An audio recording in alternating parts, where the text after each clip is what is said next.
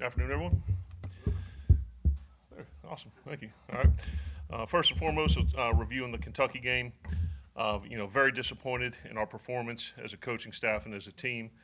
It was below our standard, and to play below your standard against a very good team is usually not a very good recipe. And even with all that being said, with 8 minutes left in the game, it was still 14-7. Thought the defense did a good job keeping us in it. Offensively, we just weren't able to, mount a scoring drive and put anything together. So ultimately, I'm going to point a thumb at myself first and not make any excuses. I'm accountable for every facet of this football program and assume full responsibility for the loss, and that's on me, and we're going to get it right. Some disappointing aspects to the game, obviously, as everybody saw, the penalties, 16 total, 9 on offense, 6 on defense, and 2 on special teams, which included a bunch of false starts. And, we did work on crowd noise the entire weekend, our silent count. And I think as that number 41 started getting a pass rush and our guys started getting a little anxious, we started getting out of our stance a little bit early there. And then certainly the unsportsmanlike conduct penalties, which are unacceptable. And I think we went into that game and played with a tremendous amount of emotion, but became too emotional. And I think we turned it into a bunch of individual battles as opposed to playing as a team and concentrating on our assignment and our fundamentals and technique. And discussing it with the team and the staff yesterday, we're going to put an end to these unsportsmanlike conduct penalties. Got it cleaned up from game 2 to game 3. Had a slip up here, and any unsportsmanlike conduct penalty now, I'm going to pull the guy out of the game. He'll stand next to me, and he'll go back in when I tell him to go back in. So one way to catch their attention is to take away their playing time. So we're going to get that right as well. The run game, 229 yards to 56, is not up to our standard from a physicality standpoint. And then certainly with the sacks and the pressures, that number 41, rated the number 1 ranked outside linebacker in the upcoming draft for a reason. So he did a very good job there, and weren't able to neutralize him. The 2 biggest determining factors in the outcome of the game: turnover margin, explosive plays. We were 1-1 on turnovers. Brian Cole had an excellent interception, but unfortunately, we turned one back over that led to a score for them. And then explosive plays, and this was probably the most disappointing aspect for me from an offensive standpoint. That after 3 successive weeks of having 20 or more, or right in that range, we were limited to 3, 2 passes and 1 run, and then we gave up 10 explosive plays. By our parameters on defense, 8 runs and 2 passes. I think we showed flashes. I don't think we were nearly consistent enough. We were behind the sticks a lot offensively because of penalties, and as a play caller, it's hard to get into a flow of a game in that regard, and certainly, credit to Coach Stoops and his staff for an overall game plan and a defensive game plan. But as myself and our coaches, our job is to make sure that during the week with our game plan and with our play calls that we're putting the kids in position to be successful. And as the players, their responsibility is to make sure they're practicing that plan, and when we make the right calls, that they're executing them. So we're all in it together. We win as a team, we lose as a team, but ultimately, those 2 things are combined. The coaches putting the plan together and making good calls, and when given an opportunity, the players executing it. That's what we need to do moving forward. And kind of putting closure to the game, as we said to the team yesterday, we were going to watch the film, we were going to learn from the film, and we were going to forget about the film, all right? And then we're going to turn the page and move on to Florida. Need to be able to handle, as we mentioned throughout camp and throughout the beginning of the season, need to be able to handle prosperity, which we've done very well in our 3 wins. Need to handle adversity, which now we're forced to confront with this 1 loss. And we can't let the same game beat us twice. So we can't let the ramifications or collateral damage of this Kentucky game affect us in the Florida game. We're moving forward. As I told the team, all the goals that we want to accomplish for this season are still in front of us. And I mentioned to them my first year at Penn State in 2016, where we started off the season 1-2, beat Kent to open the season, lost to Pitt at Pitt on a last-second interception, 42-39. Very heartbreaking loss against a rival, and then proceeded to go up to Ann Arbor and get shellacked by Michigan 49-10. And it was kind of a very humbling experience. And we kind of rallied everything together and came back in the next game, beat Minnesota in overtime, and continued to run the table and win a Big Ten championship and play in the Rose Bowl. So certainly everything that we want to accomplish is in front of us, and to have the type of success we need moving forward is not without precedent. And ultimately, the best way for us to predict our future is to create it, okay? And we believe in that. And last thing as it pertains to this game, that ultimately that I'm single-handedly responsible for elevating the expectation level amongst our players, amongst our program, and amongst our fans by using the term championship standard. And I'm fine with that. And I'm not going to apologize. I'm not going to backtrack. And I'm not going to waffle for 1 second or 1 minute. I know realistically it wasn't going to happen overnight, but our coaching staff didn't become dumb overnight, and our players didn't become bad overnight. This is the same team that won the first 3 games and went on the road to beat a Kansas State team in a Power 5 non-conference game that hadn't happened in over 30 years. So, one loss won't define this season, and one loss won't define this team.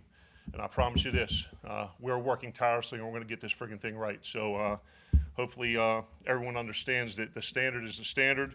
We're not going to change anything in our approach, and one game is not going to define this damn team, and we're going to get this thing back right. All right, there are no players of the week or scouts of the week or helmet stickers, Brett, when we lose a game. All right, student athletes of the week are Jesse Jackson and Fletcher Adams. Okay, injuries this week, Justin Johnson has a lower body, and he's day-to-day. Jamal Peters has a lower body, and he's still out indefinitely. Shamar Kilby-Lane has an upper body, and he's day-to-day. Tyler Williams has a lower body, and he's day-to-day. Excuse me, and Marquise Spencer has kind of had a nagging upper body injury that we decided going ahead, and we're going to get surgery on that. Now he's going to miss the rest of the season with that, so Marquise is going to be out with that. So those are our injuries, okay? Moving forward to Florida, obviously, a lot of this probably does not need a review. The head coach is Dan Mullen, has had a tremendous amount of success as a coordinator at Bowling Green in Utah and Florida, and obviously a tremendous stint as the head coach here at Mississippi State. Florida's 3-1 this year, coming off of a great win against Tennessee, where they had created 6 turnovers and scored over 40 points. And go into the offense. Billy Gonzalez and Coach Hevesy are the co-coordinators. They're a spread team. They run 11 and 12 personnel, inside zone counter, try to stretch the field horizontally and vertically, averaging 41 a game, and showing great balance around 200 rushing and 200 passing per game. Felipe Franks is off to a good start. He's thrown for 12 touchdowns so far this year. The wide receivers Van Jefferson and Freddie Swain are their kind of go-to guys. And then Jordan Scarlett, the running back, loose of breaks tackles, has a very good burst. Defensively, the coordinator's Todd Grantham. They play a multiple 3-down front, get into some 4-down and 3-down looks, play some match and quarters coverage, do a real good job on the back end. And when they get you into 3rd down, have a very exotic and extensive blitz package. They're number 1 nationally in takeaways with 14. As we mentioned, they had 6 in the last game. Number 9th in the country in pass defense and 12 in red zone defense. Their top players are number 92, Jabari Zabiga, very aggressive playmaker off the edge, 5 tackles for loss and 2.5 sacks. Chauncey Gardner's an all-SEC player, very good blitzer. And then C.J. Henderson, the corner, number 5, physical, 2 forced fumbles, 2 tackles for loss, and a sack. Special teams-wise, the coordinator's Coach Knox, very fast and physical, highly productive unit. Number 1 in the SEC in kickoff coverage and punt return. They block 2 punts and have 1 punt return for a touchdown. So certainly in that hidden yardage battle, they do a very good job there. Freddie Swain, the receiver, is the punt returner, averaging 24 return with a touchdown. And then the punter, Tommy Townsend, net of 41 yards, 6 inside the 20, 60% fair catches, and a very accurate punter. All right. Our keys to victory for this week is that our approach is going to remain consistent. It's going to be through our preparation, our effort, our execution, our ability to successfully eliminate distractions and play a full 60 minutes, 1 rep at a time at a championship standard, and understanding there will be a certain emotional component attached to this game, and for our kids to understand that that's going to be part of it, but still not allow that to, as I mentioned, to distract them, and make sure we have a great week of preparation. All right, with that, any questions? Looking at the film against Kentucky with what Josh Allen was able to do, and obviously he's a special talent, but what do you see moving forward with that issue with offensive tackles, maybe getting them some help, or is that something that just depends on a game-by-game situation? Yeah, we had a plan to chip him with the running backs, and utilize some more, the thing moving forward, utilize quick game, utilize screens, utilize draws, which were all in the game plan, but you can't double team the boundary end when they're bringing an overload pressure to the field. So that becomes an issue when you're trying to get an extra hat on him when they're bringing. And they, like I said, they did a good job with the scheme trying to find a way to get him singled up. And looking at the film, we made some corrections that we'll have to address that moving forward. But you hear a term, don't let the game records wreck the game. And the kid, to his credit, played a very good game. And we got to do better. I've got to do better. You mentioned the emotional balance of this, obviously being an emotional game, but emotions being an issue last week. What's kind of the balance y'all strike there, playing with that edge but not letting yourself go over that line? Yeah. Showing emotions without being emotional. I think you can compete hard. I think you can exert maximum effort and do the things that are necessary to be successful on every play without losing your head and being hot-tempered. And there's a difference between playing hard and picking up the ball and throwing it at somebody, or playing hard and pushing somebody after the snap. That's not toughness. That isn't. That's extra, and it's unnecessary and it's unacceptable. And you're not going to see that moving forward. Kind of going off of that, you mentioned the Kentucky game being an emotional game. Obviously, this one could be an emotional game for obvious reasons. How are you guys going to attack the need to do everything that you just said, not play too emotional? Yeah, well, we talked about it a little bit in our meeting yesterday and after practice, that ultimately the emotional component that's going to be attached to this game, is relative to Coach Mullen and his staff being with these guys for an extended period of time. But ultimately, at the end of the day, I'm not going to be on the field taking any snaps, and neither is any of our assistants, and neither are any of their coaches. They're not going to play the game. The game is going to be played on the field between the white lines, between 11 Mississippi State players and 11 Florida players, and that's how it's going to be. So, I mean, it's to me probably a little bit. I don't think you can discount the emotional part of it, but you have to manage that, and people use different things for motivation, and that's not for me to tell them what to use for their individual motivation. But I know it's not going to have a bearing or a factor in the outcome of the game once the ball gets kicked off. Joe, you were on kind of the good end of a coach knowing about another team with Hudspeth in Louisiana, and now sort of the other way around. Does that factor into your game plan? Do you worry how much Mullen knows about your personnel, or is that something you just have to make your game plan and go with it? No, I think that's definitely a part of it, and hopefully we know as much about our personnel as they know about our personnel, and like anything, you got to maximize the strengths, minimize the weaknesses, and obviously them being around these guys for some 4 years, some 3 years, 2 years, 1 year, they'll have a very specific knowledge of what our players can do and can't do.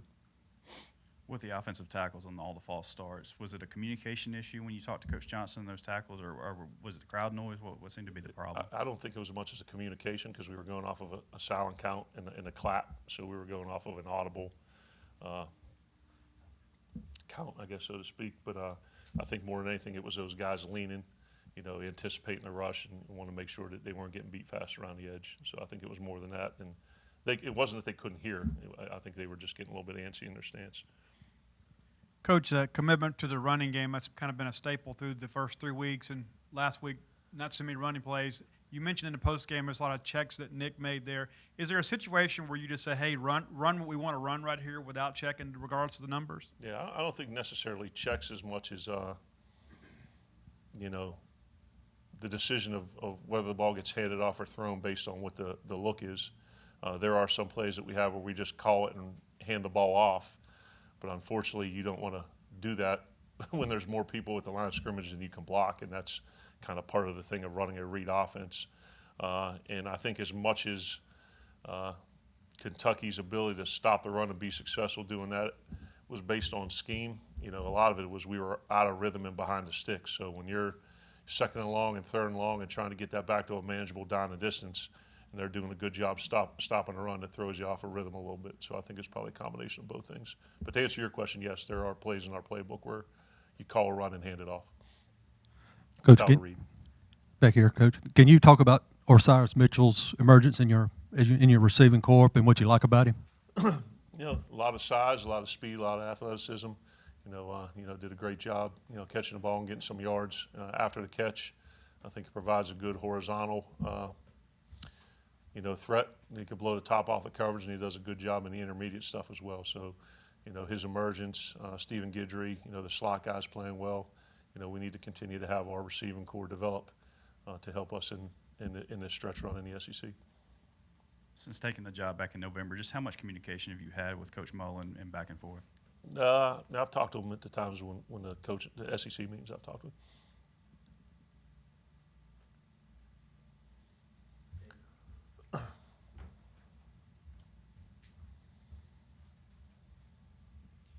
There was some concern nationally that because of the new redshirt rule, that after 4 games it would kind of create sort of a free agency thing, where guys didn't like the role or something like that and they might transfer. Have you had to deal with that at all? Has there been any massaging of egos? Is anyone leaving the program, or has that kind of been a non-issue here? Well, I think everyone's aware that Jamal Couch decided to transfer. I think that's been discussed already.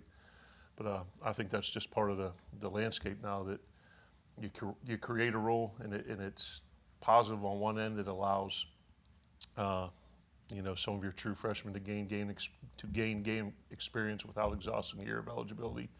But it opens up another window where returning players who may or may not have used their red shirt, have red shirts or eligibility remaining, after 4 games where they don't like or they're not happy with their role on the team. So, in terms of it being a trend, or I'm not sure what it is across the national landscape, but that's one thing. Probably after a year or so, we'll look back and say, is there a better way that we could have done this rule?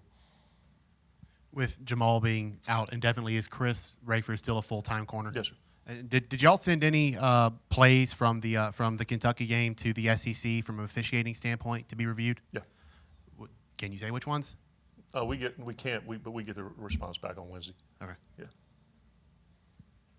We do, and that's a weekly thing. I mean, that's done by every program in the country on a weekly basis. Coach, you mentioned letting the players know a new level of accountability with unsportsmanlike conduct. What would you say their response was yesterday in the team meeting, coming off the loss and with the new accountability? I mean, to be honest with you, Jeffrey and Gary Green called a players-only meeting with just the team to address those 2 things before we had a chance as a coaching staff, and I thought that was great. So it's not like we have an ostrich defense here and we're sticking our head in the sand and saying it doesn't exist. And I think that's a fine line with a very competitive, emotional team, of striking the balance between competitiveness between the whistles and unnecessary stuff after it. And that's you can get them up, you can make them run, you can do all those things. But the thing that I found is most effective is taking away playing time. So they're going to do it. They're going to be held accountable. They'll stand on the sideline, and when I feel it's time for them to go back, and hopefully first and foremost we don't see any more of it. But if we do, they'll have a view of the game from the sideline. Obviously, it's still early in the week, but did you notice yesterday any behavioral changes or emotional differences in the players given who they're playing this week? And if you do find that they're acting a little bit differently this week, what's going to be your message to try to get them to focus? No, I honestly, we were a little bit sullen in the team meeting, and to me that's anticipated, and it's different than what we've had the first 3 weeks. And I don't want us to ride an emotional roller coaster and be high or too low, but I certainly don't want us in there doing backflips after a loss. So, but like I said, after we watched the film and made the corrections on the field and moved ahead to Florida stuff, I think the kids were very focused, and I think they're excited for this opportunity.